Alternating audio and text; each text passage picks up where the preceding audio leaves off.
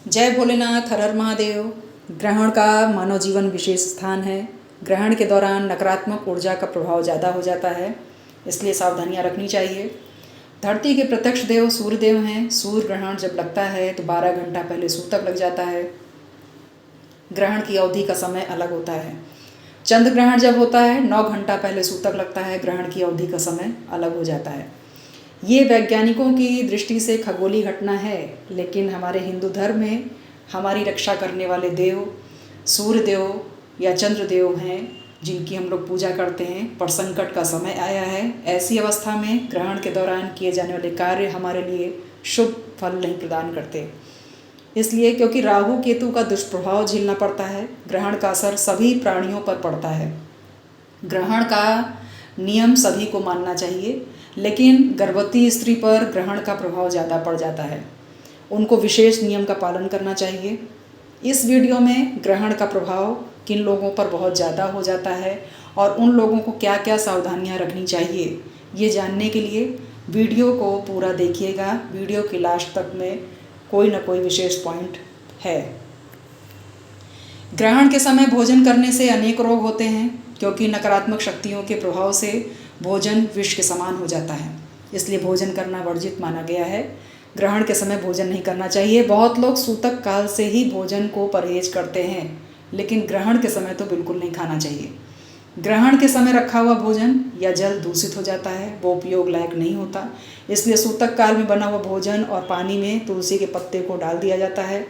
बालक, वृद्ध एवं रोगी को छोड़कर किसी को भी भोजन नहीं करना चाहिए। इसके लिए ग्रहण के पहले भोजन कर लें। कुछ लोग सूतक काल से ही अन्न का आहार नहीं लेते, फलाहार का उपयोग करते हैं। गर्भवती स्त्री को ग्रहण के समय बाहर नहीं निकलना चाहिए, ये उनके लिए बिल्कुल वर्जित है। ग्रहण को बिल्कुल अपनी आँखों से नहीं देखें। ग्रहण को किसी को भी अपनी आँखों से नहीं देखना चाहिए, नेत्र की ज्योति नष्ट हो जाती है। गर्भवती स्त्री ग्रहण को देखती है तो गर्भस्थ शिशु, अंग विकृत, मंदबुद्धि या शिशु को नुकसान हो सकता है। ग्रहण के समय स्त्री पुरुष को भी आपस में एक दूसरे से परहेज रखना चाहिए। ऐसा न करने से दोनों की नेत्र ज्योति समाप्त होती है या वो अंधे हो जाते हैं। ग्रहण के दौरान ही अगर गर्भधारण हो जाए, ऐसी संतान मानसिक शारीरिक विकृति वाली होती है, इसलिए स्त्री पुरुष को इस बात का विशेष ध्यान रखना चाहिए। ग्रहण काल में वर्जित कार्य को करने से मानसिक अव्यवस्था या बुद्धि विकार हो सकता है। शारीरिक स्वास्थ्य को भी बहुत बड़ी हानि होती है, अतः ग्रहण के समय सावधान रहना चाहिए। ग्रहण के दौरान जप, दान आदि का सामान्य से अधिक करने का विशेष महत्व है। इसका विशेष फल है। ग्रहण का प्रभाव मन तथा बुद्धि और शरीर पर न पड़े, इसके लाभ के लिए जप, ध्यान आदि का विधान बताया गया है। इसमें जप ध्यान करने से अनंत गुना फल की प्राप्ति होती है। ग्रहण में सूतक के पहले ही मंदिर के पट बंद कर दिए जाते हैं। इसी तरह घर में भी होता है। सूतक काल के बाद भगवान को स्पर्श नहीं किया जाता। तुलसी और गाय के गोबर को पवित्र माना गया है। खाने पीने की वस्तुओं में तुलसी के पत्ते को रख दिया जाता है। दूध, दही या अन्य किसी भी खाने पीने की वस्तु में तुलसी का पत्ता डालकर ही उसको सेवन करना चाहिए। घर के मुख्य द्वार और छत पर गाय के गोबर का चिन्ह बना देना चाहिए, जिससे ग्रहण का प्रभाव घर पर नहीं पड़े। इसके अलावा ग्रहण के दौरान कौन कौन से काम नहीं करने चाहिए? ग्रहण के दौरान खाना पीना, मल मूत्र का विसर्जन, ये सभी कार्य मना है। चाकू कैंची से काटना, जमीन को खोदना, सिलाई बिनाई का काम करना, ये कार्य नहीं करने चाहिए। बच्चे, बूढ़े, रोगी ग्रहण के दौरान खा सकते हैं। गर्भवती महिलाओं को विशेषकर चाकू कैंची से काटने का काम, सिलाई बुनाई का काम, ये सब कार्य उनको बिल्कुल नहीं करने चाहिए। ग्रहण के समय गर्भवती महिलाओं को भोजन और पानी भी नहीं लेना चाहिए। ग्रहण के पहले वो पी सकते हैं। ग्रहण की 1.5-2 घंटे की जो अवधि होती है वो फिर बीत जाती है। इससे ग्रहण में खाया हुआ भोजन शरीर के लिए उनके नुकसानदायक है, जिससे शिशु को भी नुकसान हो सकता है। गर्भवती महिलाएं ग्रहण के दौरान वॉशरूम, रेस्टरूम का भी इस्तेमाल ना करें। ग्रहण के पहले वो अपना इस्तेमाल कर सकते हैं।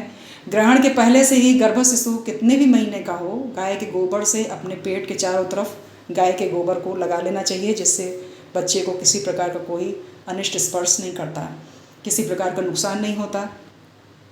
ग्रहण के दौरान गर्भवती महिलाओं का सोना भी वर्जित है। ग्रहण की अवधि में गर्भवती महिलाओं को ज़्यादा से ज़्यादा भगवान के नाम का स्मरण की आवश्यकता है, उन्हें करना चाहिए। ग्रहण की अवधि में गर्भवती महिलाओं को सोना भी नहीं चाहिए। गर्भवती महिलाओं को बालों को बंधन से नहीं बांधना चाहिए। अगर अपने चोटी गुथी है तो उसमें रबर नहीं लगाएं, उन्हें खुला ही रहने दें।